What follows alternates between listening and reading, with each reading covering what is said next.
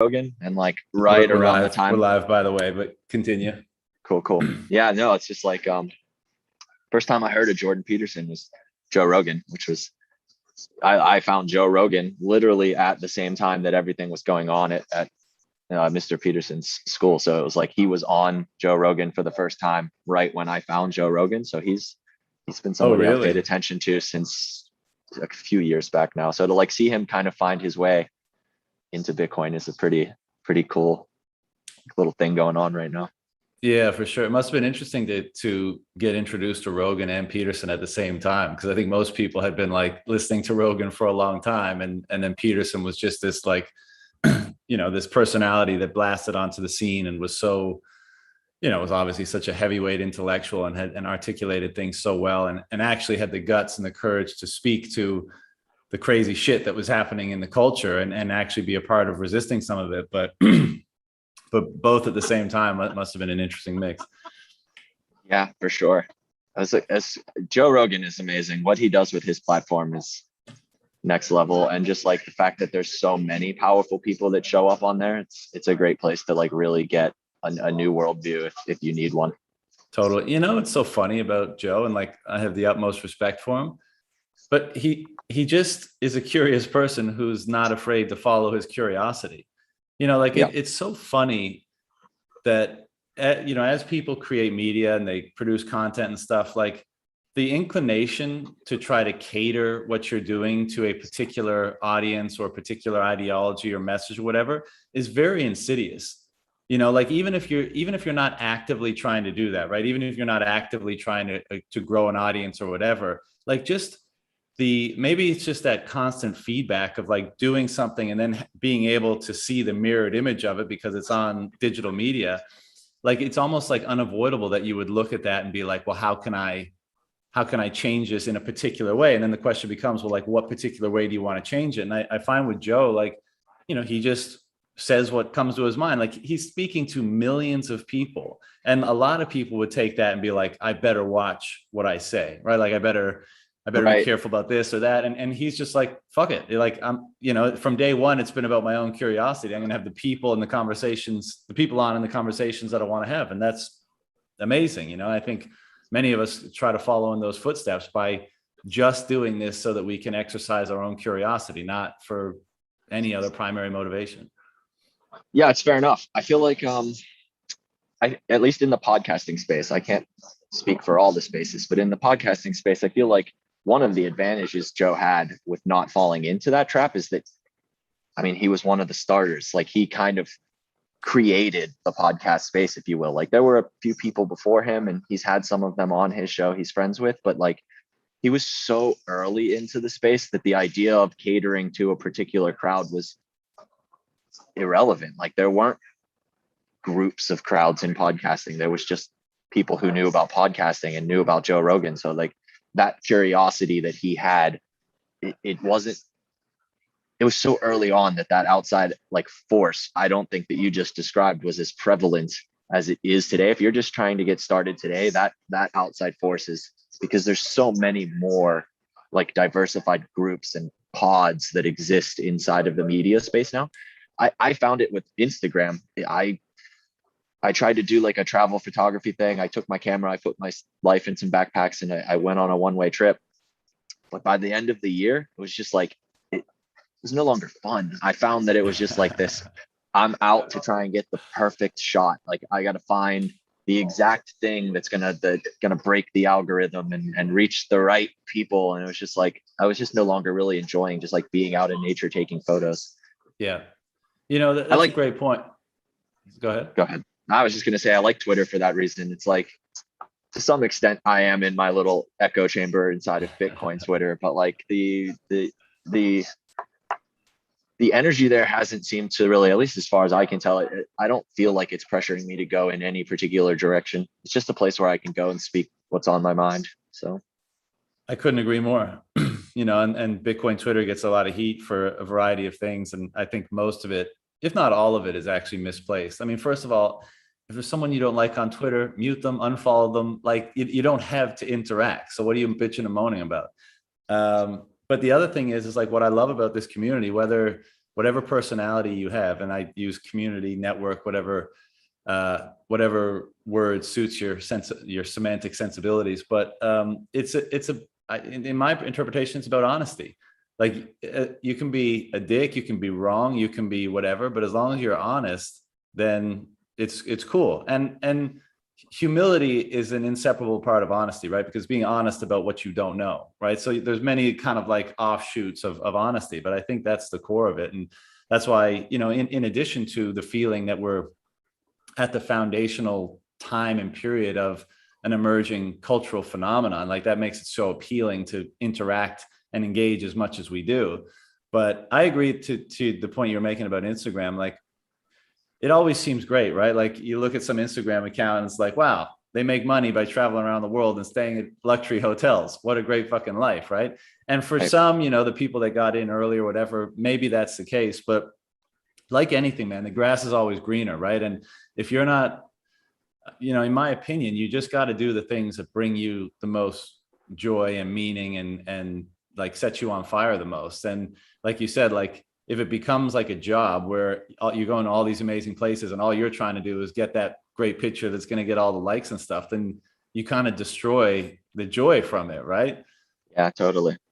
It went from a learning experience to just like this thing I was doing, and I was just like, nah, I don't want to do this anymore. So I just kind of like towards the end, I just like tailed off of like following the Instagram thing and just kind of enjoyed my travels.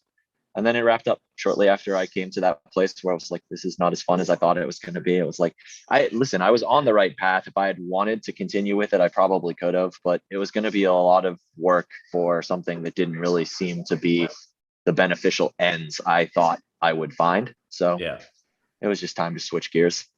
Yeah, man, I've done a lot of traveling and been to a lot of amazing places and a lot of unique circumstances. And I always kind of reflect like, man, I should capture more of this because it's like really unique and I think it would be interesting. But I always default to being like, I'm getting so much satisfaction and joy out of like engaging in this moment now and creating the mental memories. I don't want to detract from that by trying to, capture it digitally, so, right. And you got to find a happy medium, I guess, but mine seems to be like no content capturing pretty much as I travel and do these things because I'm so adamant about like getting the full experience of it and requiring my full attention, I think it also has to be like, it would make more sense for you in that situation if it was like, if that was what you were going to, if your passion was like, I need to share these types of experiences with people so more people get out there and find it for themselves, then maybe it makes more sense. But unless that's the passion, then you're taking away from your own beneficial experience trying to follow something that isn't really beneficial for you. So that's where I found it too, is like, I personally am just at this point where it's like, I love travel. The experience of like putting my life in a couple of backpacks and just buying a one-way ticket to Africa changed everything for me. Mm-hmm. But like, I don't think any video skill I have or any amount of energy I could put into it would really help someone else understand what I experienced. You just have to do it. Like if you want to really experience what travel can offer you, like you don't get it through my YouTube video or any other. I've like never had anything remotely as like experiential watching a travel YouTuber as I did just being on a random bus in South Africa, So yeah. Well, dude, I know this is a large question, but tell me about yourself. You were talking about taking a year to go travel, and I read from your Twitter bio that you're a veteran and stuff. So, what's your rabbit hole story, or however much of it you want to share? Sure, it is a relatively broad question, but where to begin? I guess we'll just go back to childhood briefly. It's like I grew up in a relatively lower middle class, rural suburban neighborhood in Western Pennsylvania. Single mom most of my youth, stepdad later in the youth. Found myself in some real troubles in my teens, kind of extra rebellious, selling drugs, getting myself in a lot of trouble, hanging out with the wrong crowds. I found myself in a McDonald's drive-thru, like waiting at the second window for a cheeseburger when the cop like turns on his lights and sirens behind me. And I hit this point in life where a little voice in my head was like, maybe you should just try something different. Like whatever you're doing doesn't seem to be working. Try something different. So shortly after that night, I ended up talking to an Army recruiter. They basically said, we can eliminate this criminal record. We've got some cash for you. You might learn some skills that'll be useful in the real world. So I signed the paperwork. I left 7 days later. Wow. 4 years of that. I went to become an Army combat medic. I was told I was going to be a healthcare specialist, which seemed more clinical and like less warlike than what the job actually entailed. But you know, it is what it is. That experience. What did the job entail, and where was it? So healthcare specialist, I found out during basic training, is the classification they use, because by labeling it a combat job, at least at the time, I don't know if these rules have changed, but at the time, a combat job couldn't be operated by a woman. So they label it healthcare specialist because there are actually roles that are on bases all the time that don't actually go out off the front lines in Afghanistan or Iraq. So a healthcare specialist was the role. They've got these fancy recruitment videos of people in scrubs, quick flashes of people in uniform with guns, but like right back to the clinic. And yeah, the job for me basically entailed training and then straight off to the 101st Airborne, where I spent 3 years, and one of those years in Afghanistan. So basically the job is like somebody's dying. My job was to stop them from dying long enough to get them on a helicopter and get them to the guy who like actually fixes it.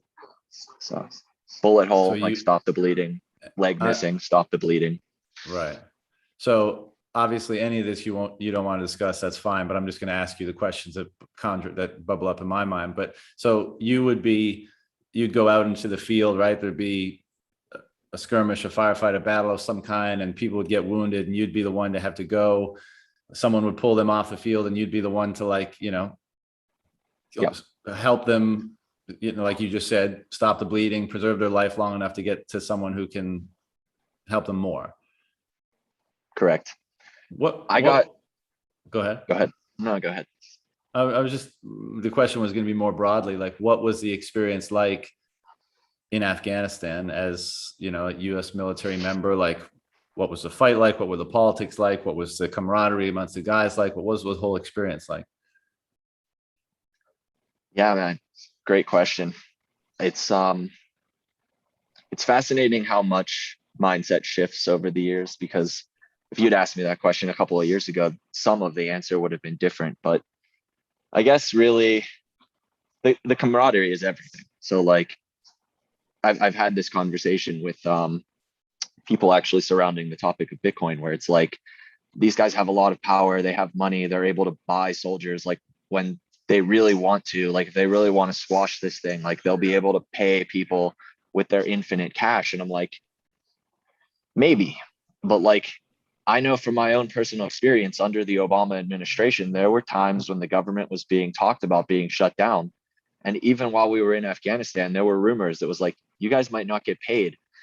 And even leadership, like my leadership is like, no, I'm not going out. Like, I'm not going out on the mountain to like fight if you're not giving me the paycheck. And it's like, I'm there for the guy next to me, and I'm there for the money. Like, as much as people think outside perspective is like, it's all patriotic and like freedom for America. Like, if you talk to most soldiers or veterans, and if they're honest with you, I think an overwhelming majority of them do it to like better their life. They see an opportunity to like get themselves out of trouble, get an education in something that might be useful for them, find some discipline. And then once you get in, you have that group mentality where it's like you eat, sleep, breathe, and bleed with the people around you 24 hours a day, 7 days a week. So that's what it's about. It's about the paycheck, and it's about the camaraderie. I'm only going out there because I care about the people with me and because you're paying me to do it. And like kind of coming back to that concept of the conversation around Bitcoin is, it's like if we keep going down the path where the dollar gets less and less and less valuable, at some point, no one's going to go fight for it. Like, it doesn't matter how much of it you give me. If it's a useless piece of paper that doesn't hold any value, I'm not about to go. And I think a majority of people are probably not about to go try and die for it. So that's a positive note. Like, as Yeah, they for sure. destroy their own currency, they destroy the capabilities they have to pay for the soldiers that like could really try and be useful to them to squash the opposition, if you will. Yeah. When you're there, like, and you have that kind of brotherhood, and you're following chain of command, and you're there, as you say, primarily because you're playing to your own incentives, and that's perfectly natural. But is there a sense of like apathy or jadedness just about, like, once you've made the commitment to be there and you're there and you're doing the work and you're in the chain of command, is there just a sense like there's not even a point of thinking about like why you're there, or the philosophy or ideology behind it, because you're there and you're part of a chain of command and you've made the commitment, so who cares about the why? It's deeper than that. This is where the military does a really good job, especially the incentives for what we just discussed with like who kind of finds themselves in the military. Like, an overwhelming majority of the enlisted people come from a very young age from their troubled pasts and backgrounds. So as we know, prefrontal cortexes, according to science, are not even really fully developed until 25. If you get somebody at 18 years old, you've got 7 years of really being able to influence the development and the path in which they develop, they grow. And politics aside, ideological viewpoints aside, even morality aside, the understanding that you're trained to know that, like, in Afghanistan, in Iraq, at war, everybody's the enemy. It becomes very, very, very easy to fully encompass that understanding the first time somebody dies. Like, once you're there, and once You mean one person, one of yeah, your team dies? Yeah, yeah, once one person over there kills one person over here, it's on. everybody's the bad guy. Yeah. Women, children, babies, they're all terrorists. What level of training are they at? And to be honest, that picked me up. Like, I spent years really trying to, honestly, just more than anything, repress who I had been, thoughts I had had, actions I had taken. Mm-hmm. It didn't work. Honestly, the more I tried to repress it, the more I tried to ignore it, the more unhealthy my life became. Post Afghanistan, I was a raging alcoholic with a crazy anabolic steroid problem. Like, I was just like meat and potatoes, alcohol, and like raging out at the gym 6 hours a day. Had no healthy relationships, like treated everybody like shit because I treated myself like shit. Like, and honestly was completely unaware of it. If you had asked at the time, and plenty of people did, plenty of people made suggestions, I still had that same army mentality. There's nothing wrong with me. Like, I'm completely fine. Mm-hmm. And I think personally, it's one of the missions I have, is like really trying to help veterans like find peace for, and help people in general avoid ever having to find themselves in that situation. Like, war is, I've never been to hell, but I like imagine if I ever get the opportunity, it probably still won't be as bad as war. So I'd like really, more than anything, to like make sure that people don't find themselves unnecessarily in that situation. And that brings me to Bitcoin. It's like my kind of like rabbit hole beginning. Um, Shortly after I got out of the military, I had this like subconscious just feeling, this gut feeling that revolution was imminent. I started telling everybody, like family What members, year was this? friends. This would have been, shit, I got out in 2012. So by late 2012, early 2013, I just had this feeling, this like gnawing feeling. What, because a lot of it had to do with the fact that I was trying to reintegrate into a society that I no longer understood. Something felt off, broken, me partially, but like nothing made sense. And it was just like, something's wrong, something's broken, something has to change. And so it was like, this revolution is imminent. A revolution is coming. You should prepare. You should be ready for it. And it never really went anywhere, but I just knew it was coming. And in late 2016, early 2017, the only like real relationship I had formed with my then girlfriend fell apart. I found myself on the edge of my bed for the umpteenth time, finding myself suicidal. And that same little voice that I had right when I joined the military came back. It was like, maybe you should just try something different, like anything different. I had already just recently discovered Joe Rogan's podcast. One of the themes he always talked about was like, hey, man, if all of the traditional stuff isn't working, like if you've exhausted all the options in the traditional route, then like maybe these things people are telling you aren't the right option, that feel right to you might just be the right option. Like people are saying mushrooms are bad, but like lots of people are saying mushrooms are good. Like yoga's just for soccer moms, but like yoga's hard as hell and like actually makes you like reevaluate your own life. So I ended up finding myself in a yoga studio, ended up going through yoga teacher training. 5 weeks after I found myself in the studio, I was working my way into like going through developing that practice a lot deeper. And a guy I went through class with when I was going through yoga teacher training, he actually introduced me to Bitcoin. Young kid. At the time, he was probably like 22 years old. I got a 10-minute intro. It was like literally just enough to like, okay, that's interesting. Kind of aligns with some of my worldviews. So that was it. Just literally just enough to be like, okay, some interesting new tech. Shortly after that, whispers in the wind. I hear the price is up to $500. I tell my parents, I'm like, you guys should buy some of this. I think this is going to be the future. My mom and my stepdad are like, well, where do you buy it? How do you buy it? No idea. So that was the end of that. I shortly after that got fired from my job at Starbucks for being honest. Um, and then Which some. entailed what? I was interviewing for a promotion after a couple months. A lot of the employees there didn't like my like gung ho, like really aggressive, like let's get stuff done kind of military attitude, I guess. And it turns out that somebody had told my manager that I ate pot cookies in my free time and then come to work. And I was just honest. Like she asked me at the end of the interview, she's like, somebody brought to my attention that maybe you use marijuana and then come to work. And I was like, she's like the store manager, but she knew everything about me. She knew I was using psychedelics in my free time. Like I was going through yoga. I'm an open book. You can ask me anything. And if you really want to know, I'll tell you. And coming back to your point about honesty inside the Bitcoin Twitter space, I think personally, it's just a valuable life lesson. There's no point in lying. It doesn't do you or anybody else any good. It's like on my list of like guiding principles, truth is number one. So Amen. She asked, and I was just like, yeah, I eat hot cookies at home. And then sometimes I come to work. Like, what about it?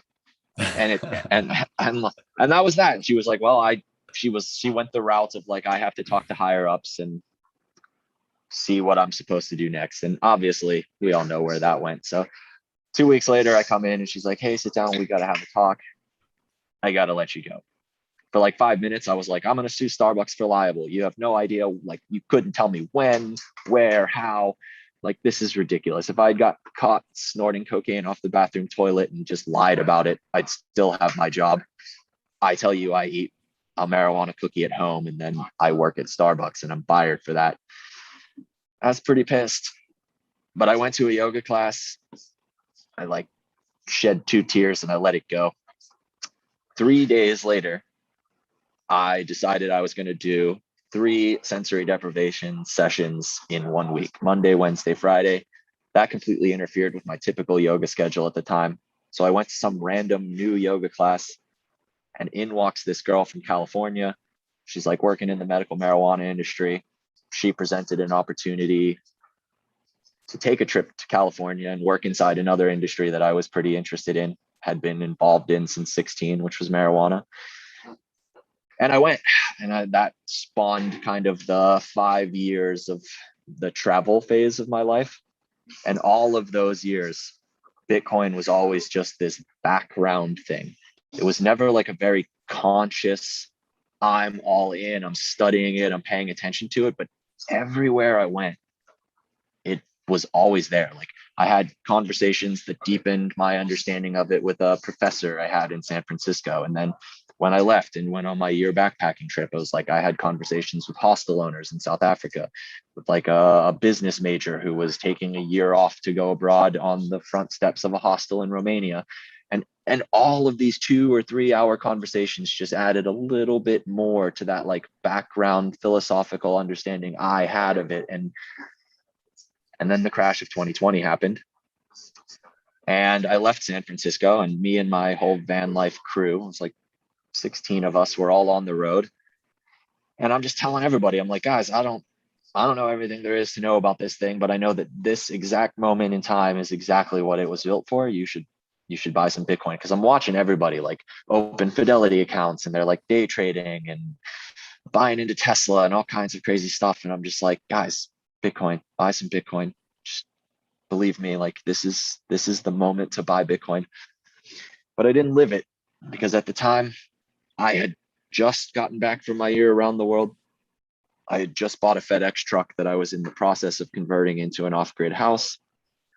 All of my capital at the time was kind of flowing into that build, which in hindsight, March 2020 is going to be, that's going to be the moment in time financially I look back at as like the missed opportunity of my life. But whatever, I got my off-grid house. It covers the cost of basically everything now, so we're good. But forever going to look back at that moment and be like, damn, I messed up. Right.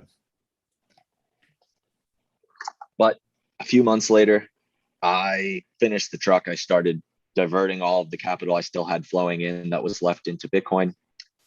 Came into an early inheritance in late July of 2020 and dumped all of it into Bitcoin. And basically after March 20 through that time frame, I really started to study Bitcoin. After I got that inheritance and obviously kind of threw the entirety of it into Bitcoin, at that point it was like, okay, now I really need to know everything there is to know. And that began the like 12 hours, 13 hours a day of just like all day, every day studying and being involved in Bitcoin. Found my way to Bitcoin Twitter, started reading books, started doing podcasts, like anything I could get my hands on to get more information. It's a lot. All right. First, I want to, I don't want to hang around on this unnecessarily, but I think it's, when you mentioned that you make the commitment to, just back to the military period for a second, like you make that commitment and, because of all the benefits of doing so. And then you mentioned like once one of your team members die, then basically the hate comes on, right? It sounds like it. It's like before, there was a lot of rationalization and all this kind of stuff. But once that singular event happens, then it's just raw hate, us versus them. And that's it, right? And, Absolutely.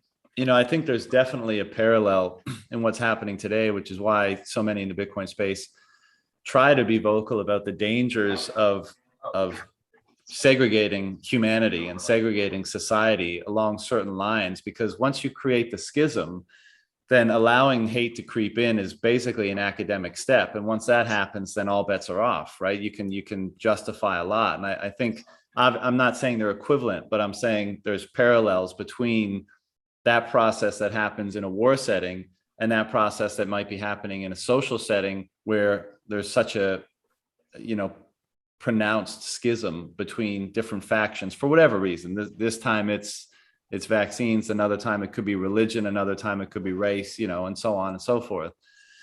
But once hate's introduced, people can justify any behavior, right? Once you hate somebody, their existence is effectively worthless to you, or maybe if it's even worth more if they don't have existence, right? You would prefer that almost. That's kind of what hate is. Yeah, I mean, for the last couple of years, my kind of like personal characterization of like the definition of hate is simply an absence of love. Right. It's just like once, like, and so to kind of break that down a bit further, I also have recently over the years been like really trying to make a huge differentiation for people where it's like words are powerful. I mean, the Buddhist philosophy is like thoughts become words, words, actions, actions, deeds, deeds, destiny. So like in that totem, words are the second in line. Like you should watch your thoughts, but then words, because those thoughts become words. And I find, particularly in American culture, hate is tossed around really arbitrarily. But like, if hate really is an absence of love, then just simply throwing around the word hatred is a powerful tool in a bad direction in my mind. So I've been really, really consciously trying to, I no longer use the word, but like I've tried to consciously like introduce that thought to other people as well. Like maybe you just strongly dislike. And I think once you come to that place where it's like hate is the absence of love, and if you aren't in a mode of hate, then in my mind, like what human beings are is divine. Like we are in essence love. So to be in hate is to be separated from your nature.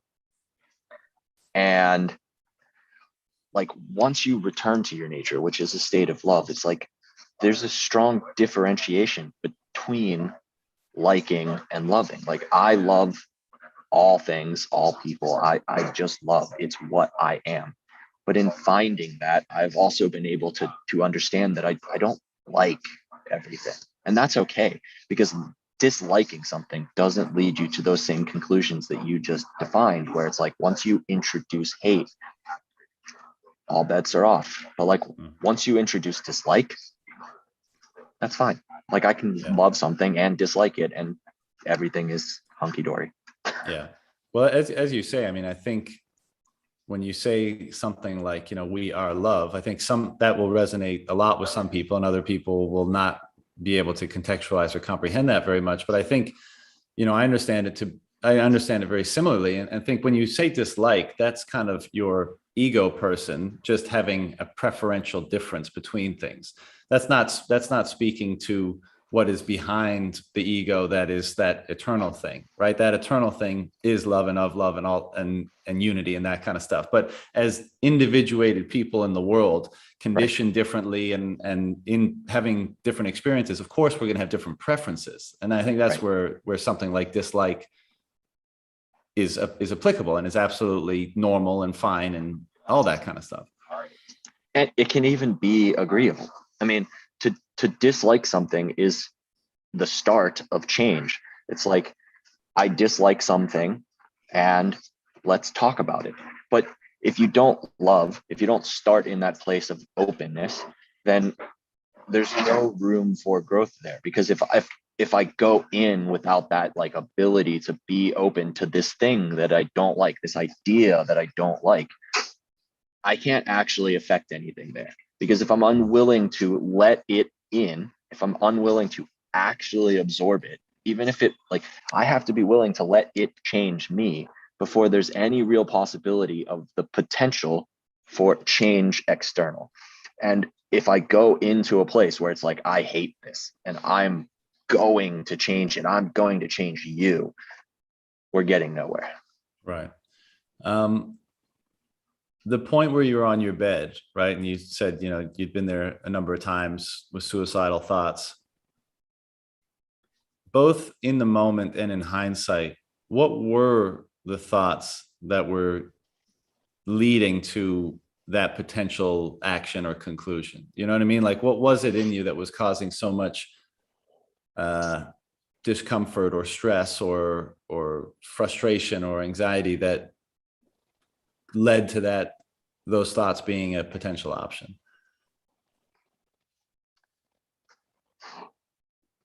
Great question.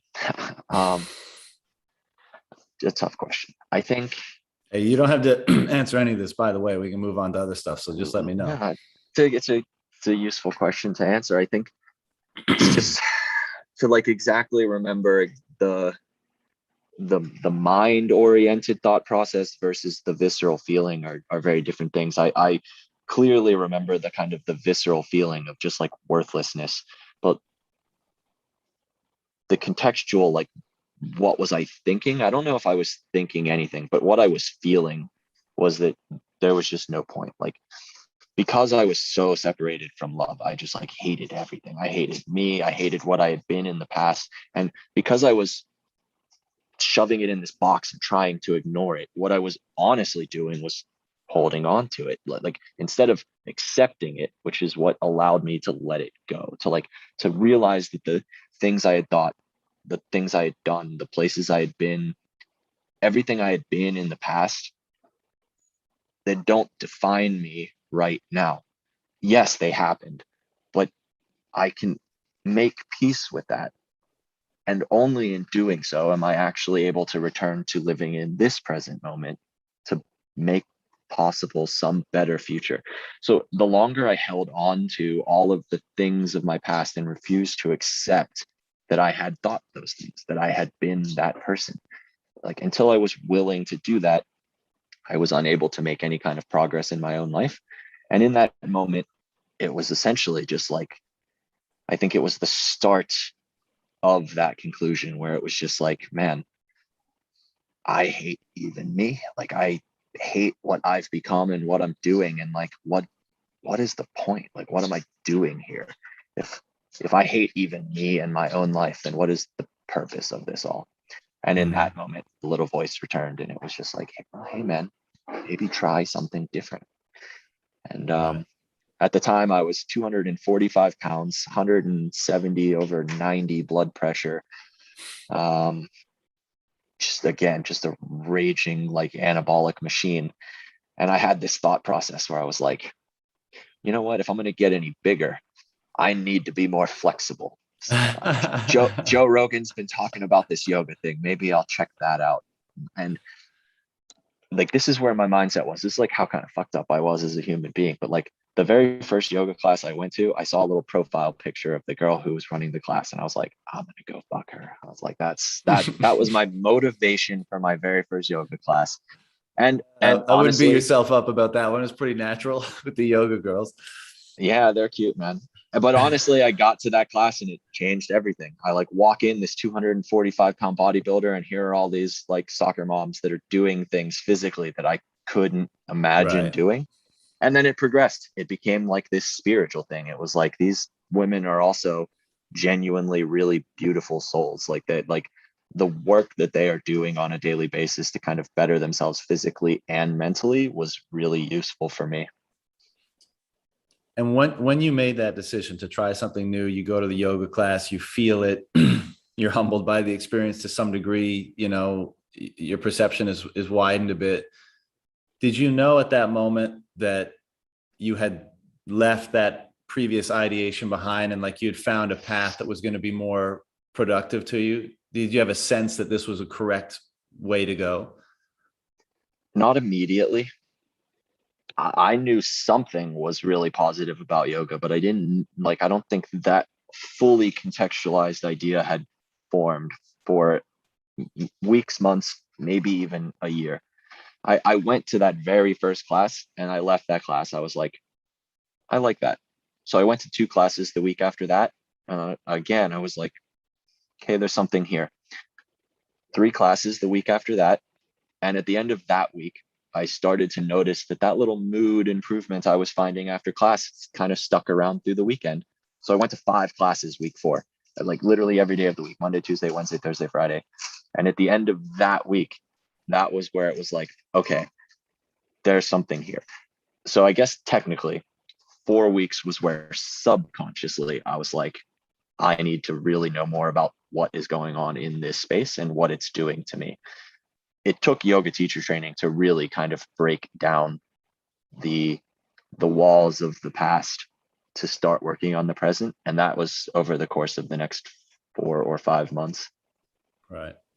And did the year or years of travel come before or after, you know, what sounds like some meaningful experiences with psychedelics and sensory deprivation and that kind of stuff? After. Okay. So let's go from yoga to presumably having these experiences for the first time, or at least this powerfully for the first time. What was the circumstances around those?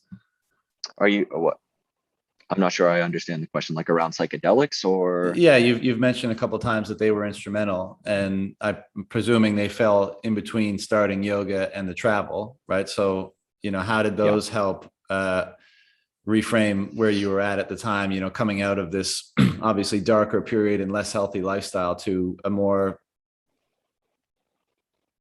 healthy perspective on things, let's say. Yeah, I think the psychedelics are an interesting inclusion because I've had conversations with people during my travels about the the wrong path of spirituality, the fact that I like used psychedelics was the wrong way. And I was like, you know what, man, like the way is the way. Like, and that's just the way. So like who cares how you find it, whether it be through some acid or some mushrooms or eating some pot cookies or what, like whatever it is. But now in hindsight, looking back, while I do believe that the way is the way, and just like I did it my way, I don't really know that psychedelics played a significant role in that change. They just played a role in that change. Like they came about through just continually looking to be more open. Like, and that was found really in the yoga studio for me. Like the constant journey of more openness, most of that was happening through yoga. Psychedelics just were like a supplemental thing that I found along the path of being more open. Like I didn't have a very long or a very deep journey with psychedelics. I did all of them a handful of times with people I was really close to, um, leading up to DMT.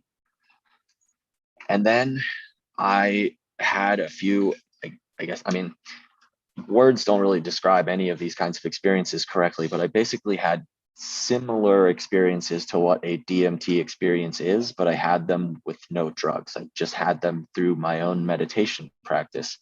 And the last and most memorable time was right before I left on my travels. I was like a week and a half away from going to Europe, which was the first destination on my journey.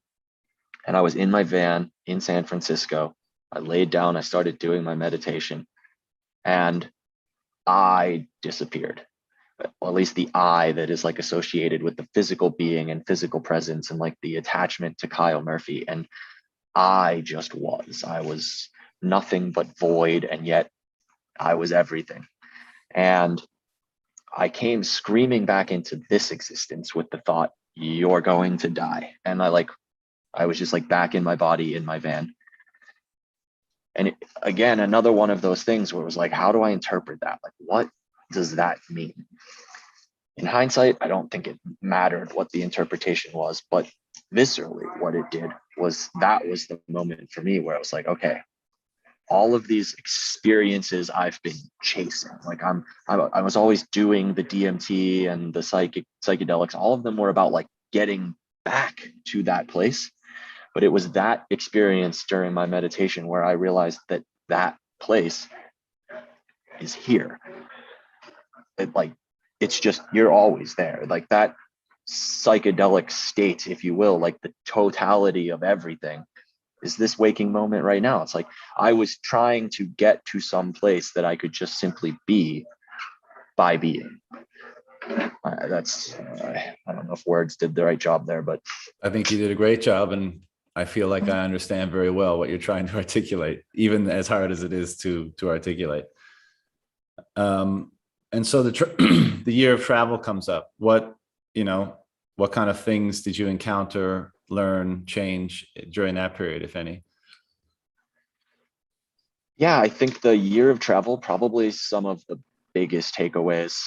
Um, well, really, for me personally, it was just like this ability to kind of slow down, to focus less on.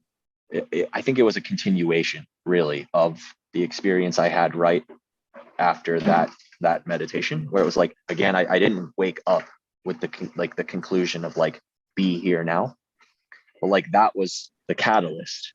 And then my year of travel really helped me develop that. It was like be present, stop trying to chase something out in the future, and just like enjoy this moment that you're living in. So that for me was probably the biggest personal takeaway.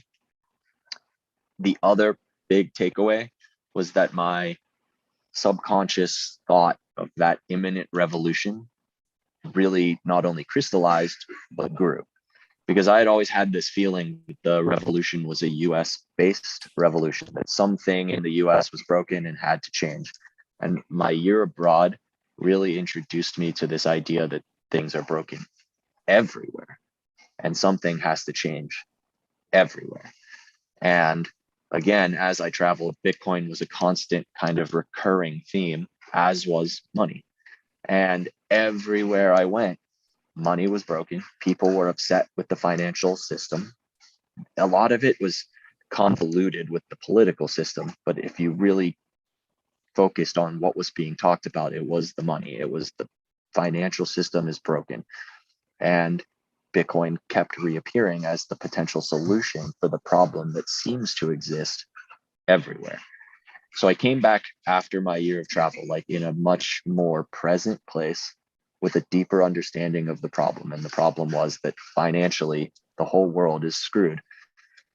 And that's why shortly after my return, within like 4 months, 5 months of my return, the market crashed and the rest is kind of history. It was just like time to dive into Bitcoin and really figure out what the things I didn't know that I knew I probably needed to know. Mm-hmm. And just for my own curiosity, where did you travel to on your travels? You mentioned Europe, you mentioned South Africa. Where else did you go? Yeah, so I started in Europe, in Eastern Europe, then South Africa, and then Southeast Asia. So Vietnam, Thailand, Indonesia, Sri Lanka, and then some really long layovers in a couple of cities in China. Right. What year was this? That would have been 20, 19? 20. I would have left probably late 2018, returned late 2019. Right. Right. Did you go to Phuket when you were in Thailand? I did. Because I would have been there at the time. Oh, that's amazing. Yeah, Phuket. Yeah. I love Thailand. Was beautiful. Yeah, Thailand's awesome. I'm curious. The Bitcoin rabbit hole is obviously extremely deep, and we keep trying to conjure up ideas and analogies and perspectives and metaphors to help us understand what it is more. And seemingly there's no end to the interpretations that you can place on Bitcoin that actually fit very well. And obviously, when you encounter an object that has that quality, it begins to elicit a response that this thing is extremely meaningful, right? Perhaps of the utmost meaning, it winds up in the domain of, let's say, the religious or the spiritual, et cetera. I'm wondering, for someone that's had the experiences that you've had and the perspective that you seem to have, how do you interpret, broad question, but what Bitcoin is and its significance, its relevance, all of that kind of stuff? Yeah, it's a really great question. And I think I've had this conversation with a few people recently, and it is like the only person who maybe has seen the bottom of the rabbit hole is Satoshi, right? It's like Satoshi may have seen the bottom of the rabbit hole because he probably built it from down there up, right? So there's that. But getting more serious in that subject is like what Bitcoin has kind of become for me is I don't look at Bitcoin as like the first layer of importance being money, even though like the money is what's broken and the money is what needs to be fixed. And I'll come back to this thought process in a minute, but like what I personally have started to view Bitcoin as, like, there's kind of like, for me, there's 3 layers. There is what Bitcoin is first and foremost in my mind is that it is actually this living thing that acts as a guiding set of principles for all of humanity. There's like this overarching kind of like set of principles that most people find when they truly get involved in it. Beyond that, it acts as a network that allows all of humanity at a global scale to work and grow and develop together that guiding set of principles. And then just as like the cherry on top, it also works as money. And that's kind of like how I view Bitcoin today. Now, I've had conversations with a few people on Twitter that are like, they're like, I agree with what you're saying, but like the only reason that that works is because it fixes the money, and like that's what draws more people into it. And really, I guess I've come to the conclusion where it's like, I don't know that it matters which direction you organize that, like top up, bottom down. Like, I Right. think as long as you get involved, I don't know that it matters. Like whether you get involved because you are looking to fix money and then you find that the network helps you grow your principles with other people who are doing the same thing, or whether you find it and it's principles that lead you to a better money, it seems irrelevant to me, because what it is in either direction is the same thing. Yeah, I think that's a great point, because as you mentioned those 3 points, what came to my mind was, well, what if that's what money is meant to be or can be, right? So you could say that, like, that's what money is, those principles that everyone adheres to, as well as that network, right? It's just that we haven't had a money that fosters those things before, so it's not within the existing definition, Right. but I mean, the question, what is money, right? Like it's such a big Bitcoin question. Some people have tried to dive down that rabbit hole. Yeah, it's a good question. What is money? And I think we're figuring it out. I think what money is being redefined as we speak. So yeah, exactly. And it's so, for me, kind of backtracking to your own journey, like I always held out, I was always kind of counter establishment narrative, right? And I always felt that there was something more, right? Surely there's got to be something more to life than kind of what's being offered through the traditional, means, right? Go to college, get the job, do the family thing, all that kind of stuff. And I held on to that. And at times that's difficult, right? Because at times you're like, well, fuck, I'm not really getting a great answer to that question. Your faith kind of gets tested. And for me, Bitcoin has certainly answered that question in a very powerful way, and kind of proved the validity of the persistence, I guess, that I had. And I think that applies to many of us. But what's so fascinating and just rich about it is that it's such a unprecedented thing. It's such a broad and deep idea. It's such a impactful phenomenon that, like, it's conjuring up just all this novel thinking and questions in all of us, right? Like we mentioned earlier, I don't know if we were recording or not, about how much time we spend on Twitter and kind of what that dynamic is.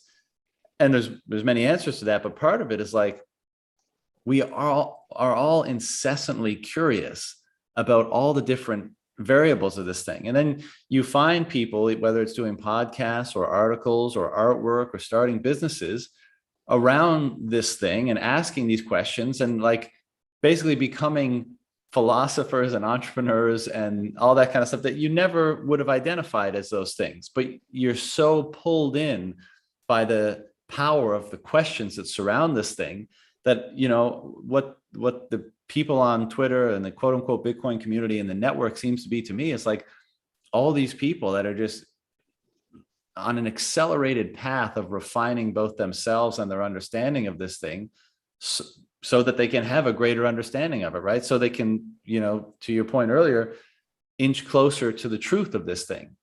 And what if inching closer to the truth of this thing inches you closer to a broader truth beyond this thing, right? And that's kind of the idea of a transcendental object, or like an ontological object that has that capacity, that through it, you gain an understanding of even broader truths. And as to the reason why, it's, I think, at least partially because that thing is a distillation of a variety of truths that help expand, perception or understanding of a great many things, right? It's like that idea of that analogy that can be applied almost anywhere. Well, what does that mean for the analogy, right? What does that mean for the depth of truth of that particular analogy? So, I talk about on this show a lot the transformations, the personal life transformations that people have, and why I was so interested to dig into the finer points of your own journey, because obviously there's many things that can cause transformation, right? Life experience, psychedelics, yoga,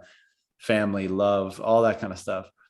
And now Bitcoin is in that category of one of those things. And it seems to be, particularly powerfully in that category, just in terms of how broad the impact of the transformations it's having on people. And, I think that's an extremely fascinating phenomenon that, those of us who are deep in the weeds, deep down the rabbit hole in this thing, are the first to be experiencing, but by no means do I think the last, and I think ultimately what this becomes is a new culture is emerging, and we are the first ones to be changed by this thing that will ultimately bubble up a new culture through the transformations that we all experience and then express. And for someone like myself, who when I was younger, I was so disheartened by the state of the culture. I was like, this culture offers me very little. I'm very, I disagree with a lot of the aspects of this culture, and it was disheartening, right? Because you feel alienated or incongruent with the world that you're forced to kind of engage with. To see a culture emerging through individuals that, are honest and pursue truth and are open, and a lot of the things that this community is about, a lot of the sentiments that you shared in this conversation, like, that's really exciting. I feel way more, congruent with a culture based on those things. And I think we all, either consciously or subconsciously, feel that too, which is why we all want to engage in it, right? We want to work at Bitcoin companies. We want to mix it up on Twitter. We want to contribute to this thing. We want to connect with each other. We want to hang around and live around Bitcoiners because of that. And it's an incredible thing to be around for and to be involved in.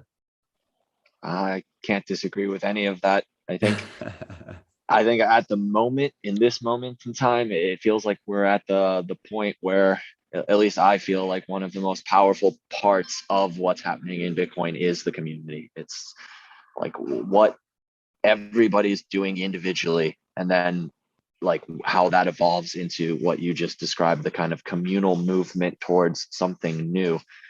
It's like we just had the first club meeting here with the Capital Factory. We started the Austin Bitcoin Club, and at that first meeting, the thing that I said to the people that showed up was like, I find what's really interesting right now is that with the level of early that we still are, like, people talk about that path dependence of Bitcoin, right? Like, it's already kind of predestined where it's going.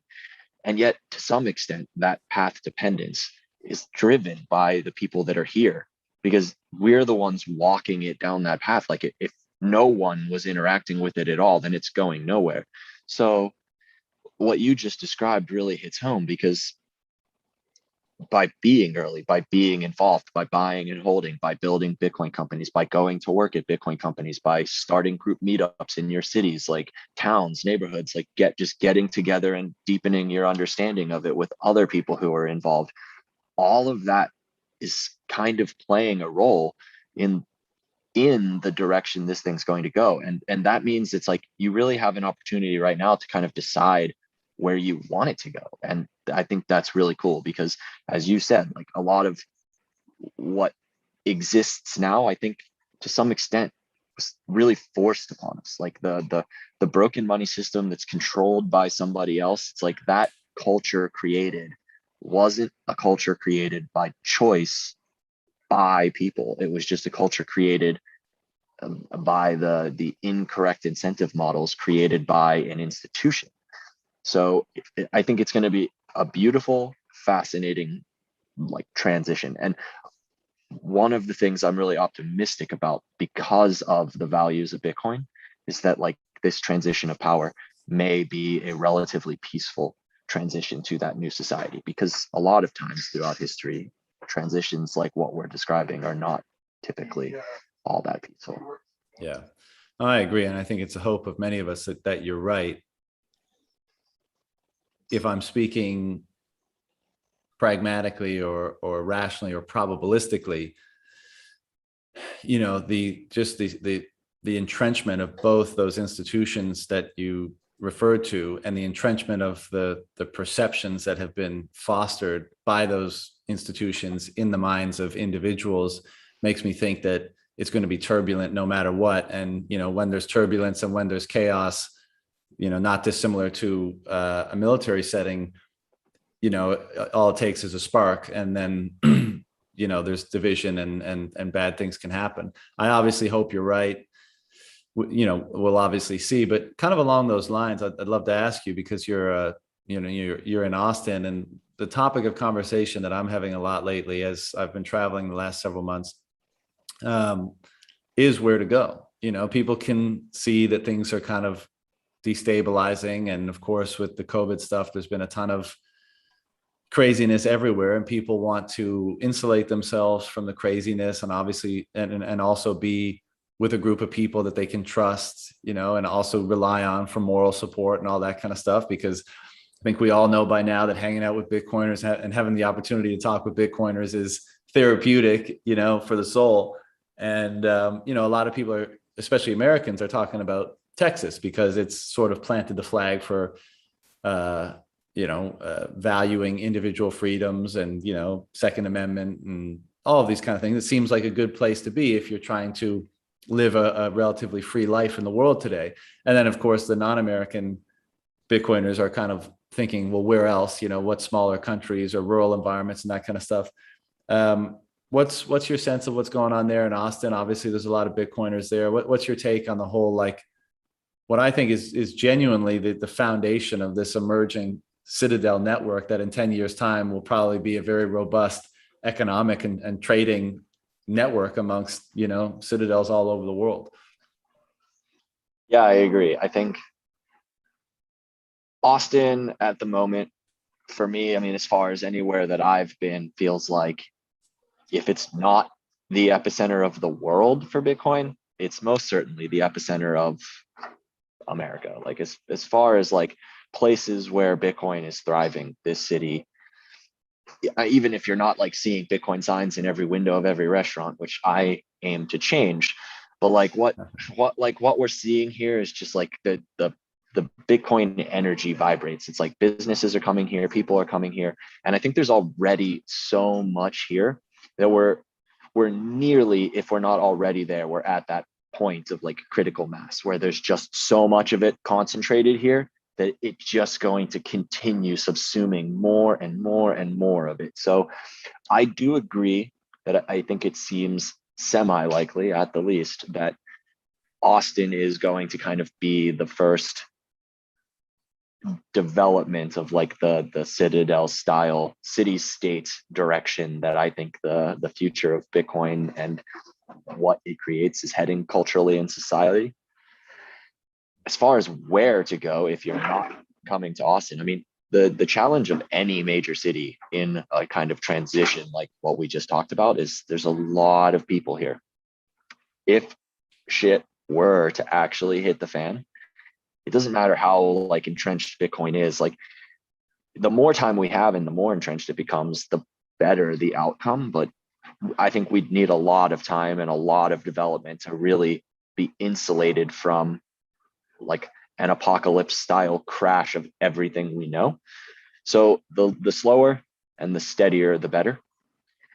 Cities are challenging in that sense though. So if you're looking for really being insulated, if you're like a full on, like I see the crash coming, I want to be safe, then like being outside of a city is a better option. You want to have as much isolated land between you and neighbors as possible. You want to use that land to your benefit to be as self-sufficient as possible. Like you had on Untapped and some others doing the agriculture stuff. And it's like, that's the way. I mean, you got to be able to grow your own food, raise your own animals, do your own hunting, do your own fishing. Like all of those kinds of things are beneficial if you're talking about a collapse in society. Again, I'm optimistic, like a total collapse of society is not coming.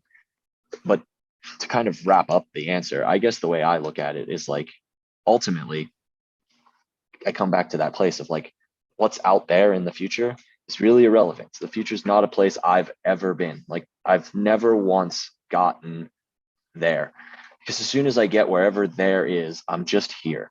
So I think really it just becomes a personal choice. Like you are here now, what do you want to do with that? The idea of freedom just is. You just are free. All human beings being in existence, like it makes you free. Your very nature is free.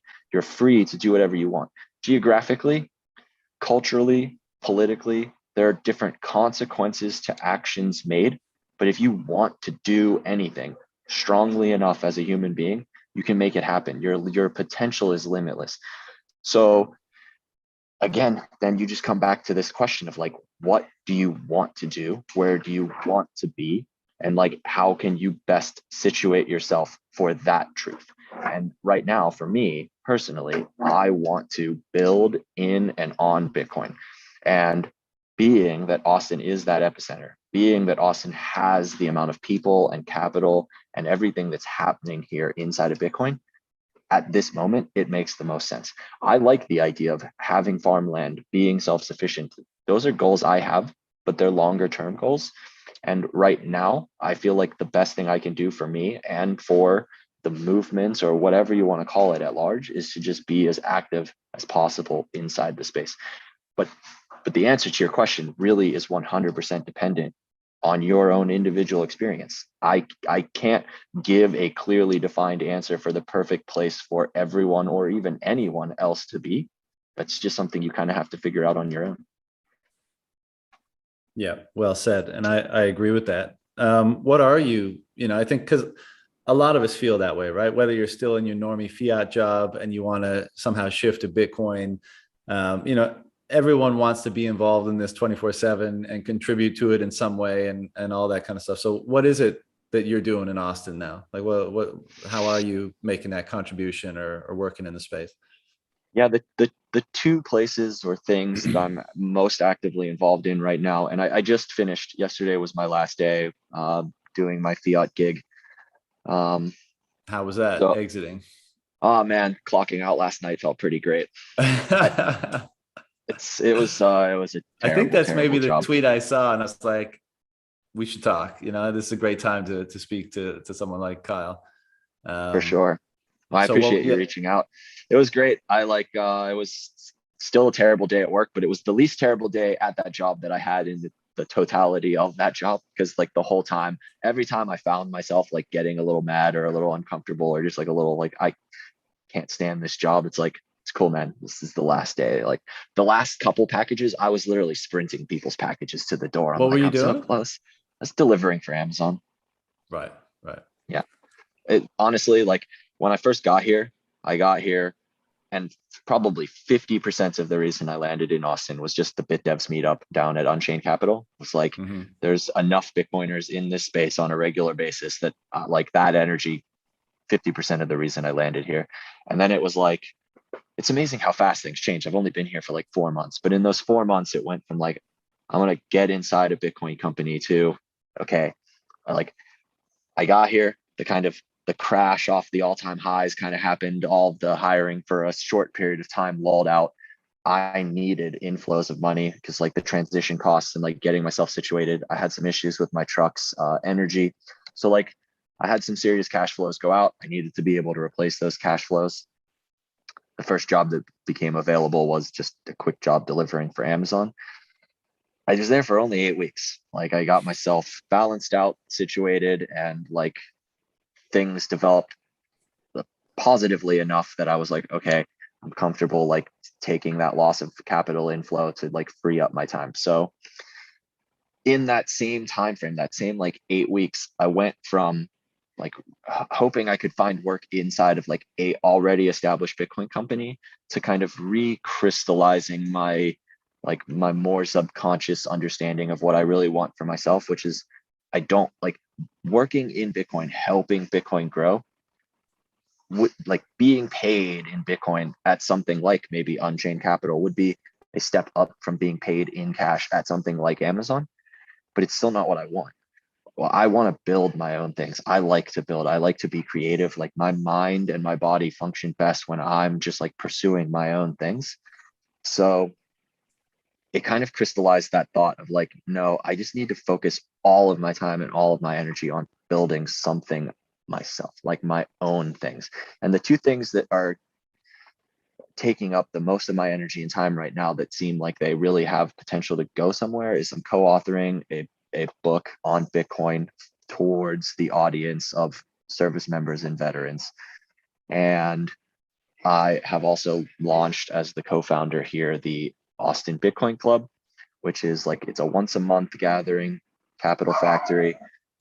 It's like, the idea was to kind of build a place where Bitcoiners could get together. Like, it started with literally, my thought was like, dude, I'm gonna tweet people about, like, I'm at a park hanging out under the trees. Like, if you just want to kick it with other Bitcoiners, like, come hang out. And like, I met somebody else who had like the same idea. It was like, there needs to be more places to just kick it with Bitcoiners. And in 8 weeks that turned into, like, we're being hosted by Capital Factory. We have the floor space here. We've got mics and cameras, and like, it's a really cool space. But like, I needed something. Like, again, 50% of why I came was Unchained Capital and their BitDevs meetup.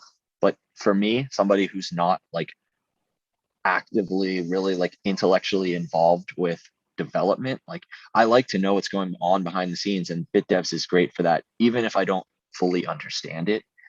But I personally needed and wanted something that was less developer oriented, just a place where it was like, I want to do some like class type things, like some educational type stuff, but like really intro level stuff, like why Bitcoin, like how cold storage, why cold storage, running a node, lightning implementation, the kinds of things that I think are going to be necessary and useful to just be a Bitcoiner. And and the kind of the goals that have come about over the last 8 weeks, as far as Austin Bitcoin Club is concerned, is like, we'd like to have these classes develop. The tail end of the time frame that we have allotted for our meetings is just like, okay, we have 30 minutes of class, we have like 10 minutes, 15 minutes of like back and forth questions if you have them, get a little interactive. And then we got 45 minutes to an hour of just, the room's open, turn off the mic and just like network, just like meet other Bitcoiners, hang out, have fun, and we'll go from there.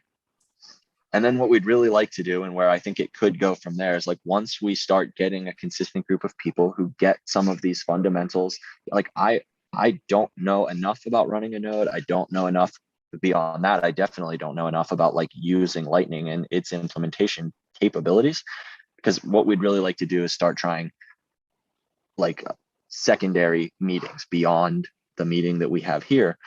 And again, this is medium long term, but what we'd really like to do is kind of try and start our own little like Bitcoin beach style, like go down to Rainy Street here downtown and just like turn Rainy Street into Bitcoin Street. Like, take 20, 30 people once every other week and like just show up and be like, hey, listen, none of us here uses dollars, but we all want to come here and like eat and drink. Like, let us show you how to like get set up on Bitcoin so that we can come in here and start spending Bitcoin in your establishment. And I think if you've got the right sized crowd that's coming in on a regular basis, that's like a really viable direction. So Yeah, that's some of where that we're at sounds right now. super cool. I got last one for you, man, and then I'll let you go. But how are you framing a book about Bitcoin for veterans? Like, what is the unique angle that you're going to be pursuing there, or the angle that you're going to be pursuing? Yeah, I don't want to give too much away for the angle, but like, really the kind of, it's along the lines of what I said with the club, which is that like, it's really intro level stuff. And honestly, a lot of what we're doing with the book is kind of trying to, what we did was we kind of went with like something I heard Jeff Booth say when he was talking about the price of tomorrow, which is like, it started like, just brain dump Bitcoin, everything I know about Bitcoin, just write as much as I can about Bitcoin. And it started to become clear to me that like, just diving straight into Bitcoin wasn't really going to work. So what we're kind of trying to do is really frame like the life of somebody financially in the military, like all of the kinds of things that are typically understood and will be well known. Like, they'll correlate with people in the civilian world as well, but like the references made will be very very tied into things that happen in the military. So we're just trying to get into the mindset of the service member, trying to really show like examples that make sense to them, using language that makes sense to them, to show them the problems. Like Mm. I would say that's really kind of the focus, is like a majority or bulk work of what we're creating is like trying to really introduce the problems that exist financially so that we can begin to introduce the concept of the solution through Bitcoin. Nice. Nice. Well, man, this has been awesome to connect with you. And, I really appreciate how open you've been, and it's been awesome to hear some of your story and motivations and all that kind of stuff. Was there anything you wanted to share, dig into, or discuss before we shut this thing down? On the spot? No, I don't think so. I appreciate you having me on, man. It's been a great chat. I enjoyed this a lot. Yeah. Well, look, man, I'm sure we'll do it again. And I'm going to have to make a visit to Austin before too long. So when I do, I'll definitely hit you up, and we'll jam. We'll hang out For again. sure. Sounds good, man. All right, brother. Take care. Cool. Later.